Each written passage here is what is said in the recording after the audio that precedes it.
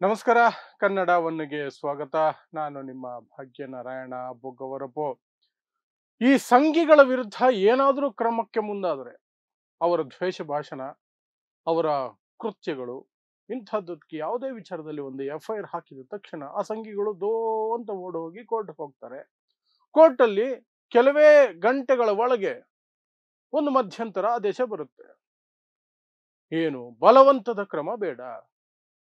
So ನಾವೆಲ್ಲ ಏನ್ ಅನ್ಕೊಳ್ತೀವಿ, ಅಬ್ಬಬ್ಬಬ್ಬ ಇವ್ರ ಲಾಯರ್ಗಳು ಏನ್ ಸ್ಟ್ರಾಂಗ್ ಇದಾರೆ ಗುರು, ಈ ಸಂಘಿಗಳ ಲಾಯರ್ಗಳು ಕೋರ್ಟ್ನ ಹೇಗೆ ಕನ್ವಿನ್ಸ್ ಮಾಡ್ಬಿಡ್ತಾರೆ ನೋಡಿ. With in minutes, with in hours ಇವ್ರಿಗೆ ರಿಲೀಫ್ ಸಿಕ್ಬಿಡುತ್ತೆ. ಎಲ್ಲ ಪ್ರಕರಣಗಳಲ್ಲಿ, ಅದು ಕಲ್ಲಡ್ಕ ಪ್ರಭಾಕರ್ ಭಟ್ ಇರ್ಬೋದು, RSS ವಿಚಾರ ಆಗಿರ್ಬೋದು, ಅಥವಾ ಇನ್ಯಾವ್ದಾವ್ದೋ ಕ್ರಿಮಿಗಳಿದಾರಲ್ಲ, ಕೋಮುವಾದಿ ಕ್ರಿಮಿಗಳು, ಅದರಲ್ಲೂ ವಿಶೇಷವಾಗಿ ಕರಾವಳಿಯಲ್ಲಿರುವಂತಹ ಕೋಮು ಕ್ರಿಮಿಗಳು, ಅವರ ವಿಚಾರದಲ್ಲಿ, ಎಲ್ಲ ವಿಚಾರದಲ್ಲಿಯೂ ಸಹ ಒಂದು FIR ಆದ ತಕ್ಷಣ ಈ ರೀತಿಯಾದಂತಹ ಒಂದು ಮಧ್ಯಂತರ ಆದೇಶ ಕೋರ್ಟ್ನಿಂದ ಬರೋದು, ಅದು ಒಂದು ರೀತಿ ರುಟೀನ್ ಆಗ್ಬಿಟ್ಟಿದೆ. ಹಾಗಾದ್ರೆ ಅವರ ಲಾಯರ್ಗಳು ಅಷ್ಟು ಸ್ಟ್ರಾಂಗ್ ಇದಾರ? ಇಲ್ಲ. ಅಲ್ಲೇ ಇರೋದು ಮಜಾ. ಇದು ರಾಜ್ಯದಲ್ಲಿರುವಂತಹ ಕಾಂಗ್ರೆಸ್ ಸರ್ಕಾರದ ಕರಾಮತ್ತು. ಕಾಂಗ್ರೆಸ್ ಸರ್ಕಾರದ ಕರಾಮತ್ತು ಹೇಗೆ ಅಂತ ವಿವರಿಸ್ತೀನಿ. ಒಂದು FIR ಆಗಿ ಅದರ ಬಂಧನ ನಡೆಸಬೇಕು ಅನ್ನೋದಾದ್ರೆ ಅದಕ್ಕೆ ಒಂದು ಪಬ್ಲಿಕ್ ಪ್ರಾಸಿಕ್ಯೂಟರ್ ಹೋಗಿ ಕೋರ್ಟಲ್ಲಿ ನಿಂತ್ಕೊಳ್ತಾರೆ. ಬೇಲ್ಗೆ ಅಪ್ಲೈ ಮಾಡಿದ್ರೆ ಆರೋಪಿ ಸ್ಥಾನದಲ್ಲಿರೋರು ಅದನ್ನ ವಿರೋಧಿಸೋದಕ್ಕೆ, ಬೇಲ್ ವಿರೋಧಿಸೋದಕ್ಕೆ ಪಬ್ಲಿಕ್ ಪ್ರಾಸಿಕ್ಯೂಟರ್ ನಿಂತ್ಕೋಬೇಕು. ಆ ಪಬ್ಲಿಕ್ ಪ್ರಾಸಿಕ್ಯೂಟರ್ ಹೇಗೆ ವಾದ ಮಾಡಬೇಕು ಅಂದ್ರೆ, ಜಡ್ಜ್ಗೆ ಕನ್ವಿನ್ಸ್ ಮಾಡಬೇಕು, ಈ ವ್ಯಕ್ತಿಯನ್ನ ಬಂಧನಕ್ಕೆ ಒಳಪಡಿಸಲೇಬೇಕು, ಆತನಿಂದ ಒಂದಷ್ಟು ವಿಚಾರಗಳನ್ನ ನಾವು ತಿಳಿಯಬೇಕಾಗಿದೆ, ಪೊಲೀಸರಿಗೆ ಅವಶ್ಯಕತೆ ಇದೆ, ಆತನಿಂದ ಸಮಾಜಕ್ಕೆ ದೊಡ್ಡ ಕಂಟಕ ಇದೆ, ಅವನು ಸಮಾಜದಲ್ಲಿ ಬೆಂಕಿ ಹಚ್ಚೋ ಕೆಲಸವನ್ನು ಮಾಡ್ತಿದ್ದಾನೆ ಅಂತ ಹೇಳಿ ಉದಾಹರಣೆ ಸಮೇತವಾಗಿ ಅವರ ಹಿಂದಿನ ಹಿಸ್ಟ್ರಿಯನ್ನ ಬಿಚ್ಚಿಟ್ಟು, ಅವರು ಯಾವ ರೀತಿ ಕ್ರಿಮಿನಲ್ ಮೈಂಡ್ ಅನ್ನು ಉಪಯೋಗಿಸ್ತಾರೆ, ಯಾವ ಭಾಷೆಯಲ್ಲಿ ಮಾತಾಡ್ತಾರೆ, ಅದರ ಎಕ್ಸಾಂಪಲ್ಗಳನ್ನ ಕೊಟ್ಟು, ವಿಡಿಯೋ ಕ್ಲಿಪ್ಪಿಂಗ್ಸ್, ಆಡಿಯೋ ಕ್ಲಿಪ್ಪಿಂಗ್ಸ್ ಎಲ್ಲ ಕೊಟ್ಟು, ಡಾಕ್ಯುಮೆಂಟ್ಗಳನ್ನ ಕೊಟ್ಟು, ಅವರ ಕ್ರಿಮಿನಲ್ ಹಿಸ್ಟ್ರಿಯನ್ನ ತೆಗೆದು, ಎಷ್ಟು FIRಗಳು ಈ ರೀತಿ ಆಗಿದಾವೆ, ಎಷ್ಟೇ FIRಗಳಾದ್ರೂ ಸಹ ಇವರು ತಿದ್ದುಕೊಳ್ತಿಲ್ಲ, ಎಷ್ಟು ವಾರ್ನಿಂಗ್ ಆದ್ರೂ ತಿದ್ದುಕೊಳ್ತಿಲ್ಲ ಅಂತ ಹೇಳಿ ಏನೆಲ್ಲ ಸಾಧ್ಯ ಇದೆಯೋ ಅದೆಲ್ಲವನ್ನು ಸಹ ಜಡ್ಜ್ ಮುಂದೆ ಬಿಚ್ಚಿಡ್ಬೇಕಾಗತ್ತೆ. ಆದ್ರೆ ಈ ಪಬ್ಲಿಕ್ ಪ್ರಾಸಿಕ್ಯೂಟರ್ ಆ ಕೆಲಸ ಮಾಡ್ತಿದಾರ? ಆ ಕೆಲಸ ನಡೀತಿಲ್ಲ.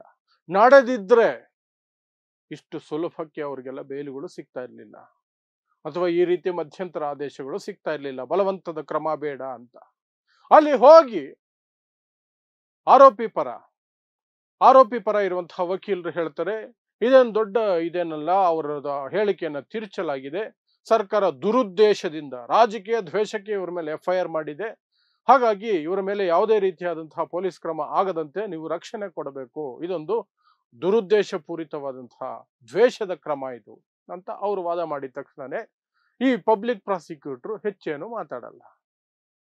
ಅಲ್ಲಿಗೆ ಜಡ್ಜ್ಗೆ ಏನು ಅನಿಸ್ಬೇಕು, ಓಕೆ, ಕೇಸಲ್ಲಿ ಪಬ್ಲಿಕ್ ಪ್ರಾಸಿಕ್ಯೂಟರ್ಗೆ ಏನು ಅಭ್ಯಂತರ ಇಲ್ಲ, ಪೊಲೀಸರಿಗೆ ಬೇಕಾಗಿಲ್ಲ, ಅರೆಸ್ಟ್ ಬೇಕಾಗಿಲ್ಲ, FIR ಹಾಕಿದ್ದಾರೆ, ಅದು ಮುಂದಿನ ದಿನಗಳಲ್ಲಿ ವಿಚಾರಣೆ ಟೈಮಲ್ಲಿ ನೋಡೋಣ ತಪ್ಪಾಗಿದೆಯಾ ಇಲ್ವಾ ಅಂತ.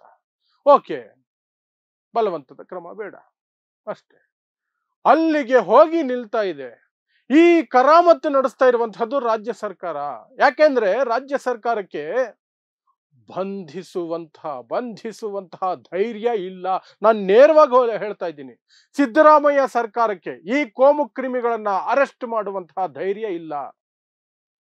FIR ಯಾಕೆ ಹಾಕ್ತಾರೆ ಹಾಗಾದ್ರೆ ಅಂದ್ರೆ, ತೋರಿಕೆ, ಮುಸ್ಲಿಂ ಓಟ್ ಬೇಕು, ದಲಿತರ ಓಟ್ ಬೇಕು, OBC ಓಟ್ ಬೇಕು, ಅಹಿಂದ ವರ್ಗದ ಓಟ್ ಬೇಕು, ಹಾಗಾಗಿ ನಾವೇನೋ ಮಾಡ್ತಿದೀವಿ ಅಂತ ತೋರಿಸ್ಕೊಳ್ಬೇಕು ಅಂದ್ರೆ ಒಂದು FIR. ಅವ್ರು ಭಾಷಣ ಮಾಡಿ ಮುಗಿಸಿಲ್ಲ ಅಷ್ಟರಲ್ಲಿ FIR ಹಾಕಿದೀವಿ, ಕೇಸ್ ಮಾಡಿದೀವಿ, ಏನು ದ್ವೇಷ ಭಾಷಣ ನಾವು ಸಹಿಸೋದಿಲ್ಲ, ಡೈಲಾಗುಗಳು ಮೀಡಿಯಾ ಮುಂದೆ ಬಂದವು. ಆ ಎಂಜಲು ಮಾಧ್ಯಮಗಳು ಸಹ ಇಂಥ ಡೈಲಾಗುಗಳನ್ನ ಮಾತ್ರ ಎಡಿಟ್ ಮಾಡಿ ಹಾಕಿ ಇನ್ನೊಂದಷ್ಟು ಕೆರಳಿಸ್ತವೆ ಒಂದು ಸಮುದಾಯವನ್ನ. ಆದ್ರೆ ವಾಸ್ತವದಲ್ಲಿ ಏನೂ ಆಗಿರಲ್ಲ, ಒಂದು ಬಂಧನ ಆಗಲ್ಲ. ಈಗ ಕಲ್ಲಡ್ಕ ಭಟ್ಟದೇ ತಗೊಳ್ಳಿ, ಮೊನ್ನೆ ಒಂದು FIR ಆಯ್ತು, ಇವತ್ತು ನಿನ್ನೆ ಸಂಜೆನೆ ಬಲವಂತದ ಕ್ರಮ ಬೇಡ ಅಂತ ಮಧ್ಯಂತರ ಆದೇಶ ಬಂದೇ ಬಿಡ್ತು. ಆ ಕಲ್ಲಡ್ಕ ಭಟ್ ಏನಾದ್ರು ಇವತ್ತು ನಿನ್ನೆ ತಪ್ಪು ಮಾಡ್ತಿರೋದಾ? ಆತನಿಗೆ 80 ವರ್ಷ ದಾಟಿದ ವಯಸ್ಸು. ಈ ವಯಸ್ಸಿನಲ್ಲೂ ಸಹ ಅಷ್ಟು ವಿಷ ಕಾರುವಂತಹ ಜೀವಿಯನ್ನ ನಾನಂತೂ ನೋಡಿಲ್ಲ. ವಯಸ್ಸಾಗ್ತಾ ಒಂಚೂರಾದ್ರೂ ಮಾನವೀಯತೆ ಬರುತ್ತೆ. ಆದ್ರೆ ಇದು ಒಂದು ಕ್ರಿಮಿ, ಕೋಮು ಕ್ರಿಮಿ. ಇದಕ್ಕೆ ರಕ್ತ ಹೀರ್ಬೇಕು ಅನ್ನೋದೇ ಆಸೆ ಯಾವಾಗಲೂ. ಸಮಾಜದಲ್ಲಿ ಏನೋ ಒಂದು ಬೆಂಕಿ ಹಚ್ಚಬೇಕು. ಕಳೆದ 9 ತಿಂಗಳಿಂದ ಬಾಯಿ ಮುಚ್ಕೊಂಡಿತ್ತು ಈ ಕ್ರಿಮಿ. ಯಾಕೆಂದ್ರೆ ಶ್ರೀರಂಗಪಟ್ಟಣಕ್ಕೆ ಹೋಗಿ 9-10 ತಿಂಗಳ ಹಿಂದೆ ಅಲ್ಲೊಂದು ದ್ವೇಷ ಭಾಷಣ ಮಾಡಿ FIR ಹಾಕಿಸ್ಕೊಂಡು ಕೋರ್ಟಲ್ಲಿ ಅರೆಸ್ಟ್ ಆಗೋ ಸಾಧ್ಯತೆಗಳು ಹೆಚ್ಚಾದಾಗ ದುಂಬಾಲು ಬಿತ್ತು. ನನಗೆ ಆರೋಗ್ಯ ಸರಿ ಇಲ್ಲ, ವಯಸ್ಸಾಗ್ಬಿಟ್ಟಿದೆ, BP ಇದೆ, ಶುಗರ್ ಇದೆ, ಹಾರ್ಟ್ ಪೇಷಂಟ್ ಇದೆ, ಕೊಲೆಸ್ಟ್ರಾಲು, ಏನೇನೋ ಇದೆ, ನಾನು ಬದುಕಿರೋದೇ ಹೆಚ್ಚು, ನನ್ನನ್ನು ಬಂಧಿಸ್ಬಿಟ್ರೆ ನಾನು ಬಾಡು, ಅಯ್ಯೋ ಹೇಳಕ್ಕಾಗಲ್ಲ ಸ್ವಾಮಿ, ನನಗೆ ಬೇಲ್ ಕೊಡಿ ಅಂತ ಕೇಳಿದ್ದು. ಯಾವ ಡೈಲಾಗ್ ಅದು? ಯಾವ ದ್ವೇಷ ಭಾಷಣಕ್ಕೆ? ಮುಸ್ಲಿಂ ಹೆಣ್ಣು ಮಕ್ಕಳಿಗೆ, ಮುಸ್ಲಿಂ ಮಹಿಳೆಯರಿಗೆ ದಿನಕ್ಕೊಬ್ಬ ಗಂಡ. ಅದಕ್ಕೆ ಅರೆಸ್ಟ್ ಮಾಡಿಲ್ಲ ಅಂದ್ರೆ ನೀವು ಇನ್ಯಾವುದಕ್ಕೆ ಅರೆಸ್ಟ್ ಮಾಡ್ತೀರಿ? ಆದ್ರೆ ಆ ಸಂದರ್ಭದಲ್ಲಿ ಈ ಸರ್ಕಾರದ ವಕೀಲರು ಕೋರ್ಟಲ್ಲಿ ಹೇಳಿದ್ದು, ಪೊಲೀಸರು ಕೋರ್ಟಲ್ಲಿ ಹೇಳಿದ್ದು, ನಾವು ಅವ್ರನ್ನ ಬಂಧಿಸೋದಿಲ್ಲ. ಮುಗೀತಲ್ಲ, ಜಡ್ಜ್ ಇನ್ನೇನ್ ಮಾಡ್ಬೇಕು? ಪೊಲೀಸರಿಗೆ ಬೇಡ ಅಂದಮೇಲೆ ಬಂಧನ, ಜಡ್ಜ್ ಈಸಿಯಾಗಿ ಕೊಡ್ತಾರೆ ಬೇಯ್ಲು, ಮುಗೀತಲ್ಲ. ಬಟ್ ಅವತ್ತು ಪೊಲೀಸರು ಗಟ್ಟಿಯಾಗಿ ನಿಂತ್ಕೊಂಡು, ಇಲ್ಲ ಈ ವ್ಯಕ್ತಿ ನಮಗೆ ಬೇಕು, ಇದು ಹೊಸದಲ್ಲ, ಈ ರೀತಿಯಾದಂತಹ 10 FIRಗಳಿದೆ ಈತನ ಮೇಲೆ, ಈತ ಹ್ಯಾಬಿಚುವಲ್ ಅಫೆಂಡರ್, ಕ್ರಿಮಿನಲ್ ರೆಕಾರ್ಡ್ ಇದೆ, ಈತನ ಹುಟ್ಟು ಗುಣ ಅದು, ನಾವು ಒಂದು ಚೂರು ವಿಚಾರಣೆ ನಡೆಸಿ ಈತನಿಗೆ ಒಂದಷ್ಟು ಕ್ರಮಗಳನ್ನು ಕೈಗೊಳ್ಳದೆ ಹೋದ್ರೆ ಈ ಸಮಾಜಕ್ಕೆ ಬೆಂಕಿ ಬೀಳುತ್ತೆ, ಸಮಾಜದಲ್ಲಿ ಶಾಂತಿ ಹಾಳಾಗೋಗುತ್ತೆ. ಇದೆಲ್ಲವನ್ನು ಹೇಳಿ ಆತನನ್ನ ಅವತ್ತು ಎತ್ಕೊಂಡು ಹೋಗ್ಬೇಕಾಗಿತ್ತು ಪೊಲೀಸರು. ಅವರೇ ಹೇಳ್ಬಿಟ್ರು ನಮಗೆ ಬೇಡ, ಅರೆಸ್ಟ್ ಮಾಡಲ್ಲ ಅಂತ. ಅದೇ ರೀತಿನೇ ಮತ್ತೆ ಈಗಾಗಿದೆ. ಮೊನ್ನೆ ಭಾಷಣ ಮಾಡಿದ್ದಕ್ಕೆ 3 ಮಕ್ಕಳು ಹೆರಿ, ಮುಸ್ಲಿಮರು ನಿಮ್ಮೇಲೆ ದಬ್ಬಾಳಿಕೆ ನಡೆಸ್ತವ್ರೆ, ಹೆಚ್ಚು ಮಕ್ಕಳು ಹೇರ್ತವ್ರೆ, ಹಾಗೆ ಇರ್ತವ್ರೆ, ಹೀಗೆ ಇರ್ತವ್ರೆ, ಏನು ಮಾತುಗಳು, ಅಸಹ್ಯ. ಅದೆಲ್ಲ ಮಾತಾಡಿದ್ಮೇಲೆ FIR ಆದ್ಮೇಲೆ ಈಸಿಯಾಗಿ ಸಿಕ್ತು ಆದೇಶ, ಬಲವಂತದ ಕ್ರಮ ಬೇಡ. RSS ವಿಚಾರಕ್ಕೂ ಬನ್ನಿ. RSS ಕಲಬುರಗಿ ಹೈಕೋರ್ಟ್ ಪೀಠ ಹೇಳಿದೆ ತಡೆ. ಯಾವುದಕ್ಕೆ? ಸಾರ್ವಜನಿಕ ಸ್ಥಳಗಳಲ್ಲಿ ಅನುಮತಿ ಇಲ್ಲದೆ ಕಾರ್ಯಕ್ರಮ, ಅದಕ್ಕೆ ತಡೆ ಸಿಗುತ್ತೆ ಅನ್ನೋದಾದ್ರೆ ಪಬ್ಲಿಕ್ ಪ್ರಾಸಿಕ್ಯೂಟರ್ ಏನ್ ವಾದ ಮಾಡಿದ್ರು? ಅದು ಕಾನೂನು ಸುವ್ಯವಸ್ಥೆ ಮಾತಲ್ವಾ? ಸಾರ್ವಜನಿಕ ಸ್ಥಳಗಳಲ್ಲಿ, ಸರ್ಕಾರಿ ಜಾಗಗಳಲ್ಲಿ ಯಾರಂದ್ರೆ ಅವರು, ಯಾವಾಗಂದ್ರೆ ಅವಾಗ, ಯಾವುದೇ ಅಪ್ಪಣೆ ಅನುಮತಿ ಏನೂ ಇಲ್ಲದೆ ಯಾವುದೇ ಕಾರ್ಯಕ್ರಮ ನಡೆಸಬಹುದು ಅನ್ನೋದು ಯಾವ ಕೋರ್ಟು ಹೇಳಲ್ಲ.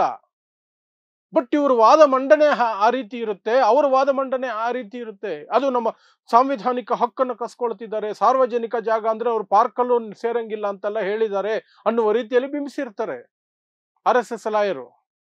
ಅದಕ್ಕೆ ಇವರು ಕೌಂಟರ್ ಕೊಡ್ಬೇಕಲ್ಲ, ಬೇಕಾಗಿಲ್ಲ ಇವ್ರಿಗೆ ತೋರಿಕೆಯ ಕ್ರಮ ಬೇಕು, ಕ್ರಮ ತೆಗೆದುಕೊಳ್ಳುವ ಧೈರ್ಯ ಇಲ್ಲ. ಹೇಡಿ ಸರ್ಕಾರ ಇದು, ಸಿದ್ದರಾಮಯ್ಯನವರ ಸರ್ಕಾರ, ಹೇಡಿ ಸರ್ಕಾರ. ಅದಕ್ಕೆ ತಕ್ಕಂತೆ 24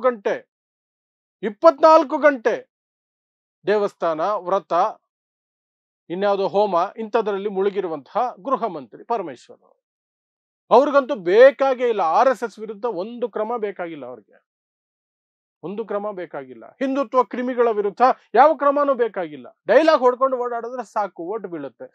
ಬಿಜೆಪಿಗೆ ಓಟ್ ಹಾಕಲ್ಲ ಮುಸ್ಲಿಮರು ಏನೇ ಆದ್ರು. ಸೊ ಬಿಜೆಪಿಗೆ ಹಾಕಿಲ್ಲ ಅಂದ್ರೆ ಯಾರಿಗೆ ಹಾಕ್ತಾರೆ? ಕಾಂಗ್ರೆಸ್ಗೆ ಹಾಕ್ಬೇಕು. ನಾವು ಕ್ರಮ ಕೈಗೊಂಡ್ರು ನಮಗೆ ಓಟ್ ಹಾಕ್ಬೇಕು, ಕ್ರಮ ಕೈಗೊಂಡಿಲ್ಲ ಅಂದ್ರೆ ನಮಗೆ ಓಟ್ ಹಾಕ್ಬೇಕು. ಸಣ್ಣ ಪುಟ್ಟ ಕ್ರಮಗಳನ್ನ ಒಂದು FIR ಹಾಕಿ ಅಲ್ಲಿಗೆ ಕೈ ತೊಳ್ಕೊಂಡ್ರೆ, FIR ಹಾಕಿದೀವಿ ಅಂತ ಮುಸ್ಲಿಂ ಸಮುದಾಯಕ್ಕೆ ತೋರಿಸ್ಬೋದು. ದಲಿತರ ಮೇಲೆ ದೌರ್ಜನ್ಯ ಆದಾಗ್ಲೂ ಅದೇ ಕಥೆನೆ. ಯಾವ ಕ್ರಮಗಳು ಸಹ ದೊಡ್ಡ ಮಟ್ಟದಲ್ಲಿ ಆಗೋದಿಲ್ಲ, ಅಲ್ಲಲ್ಲಿ ಕಣ್ಣೊರ್ಸಿ ಮುಗಿಸ್ಬಿಡೋದು. ಈ ಕೋಮು ಕ್ರಿಮಿಗಳು, ಜಾತಿವಾದಿ ಕ್ರಿಮಿಗಳು ಮಾತ್ರ ಆರಾಮಾಗಿ ಓಡಾಡ್ಕೊಂಡಿರ್ತಾರೆ. ಇಷ್ಟೇ, ಇನ್ನೇನಿಲ್ಲ. ಬಲವಂತದ ಕ್ರಮ ಬೇಡ. ಇದು ಕೋಮು ಕ್ರಿಮಿಗಳ ಲಾಯರ್ಗಳ ಶಕ್ತಿಯಲ್ಲ, ರಾಜ್ಯದಲ್ಲಿರುವ ಕಾಂಗ್ರೆಸ್ ಸರ್ಕಾರದ ಕರಾಮತ್ತು. ಅಷ್ಟನ್ನ ಸ್ಪಷ್ಟವಾಗಿ ಹೇಳ್ತಾ ಇದೆ ಅಷ್ಟೇ. ಸೊ ನೋಡ್ತಾ ಇರಿ ಸಮ ಸಮಾಜಕ್ಕಾಗಿ ಕನ್ನಡ 1 ನ್ಯೂಸ್. ನಮಸ್ಕಾರ.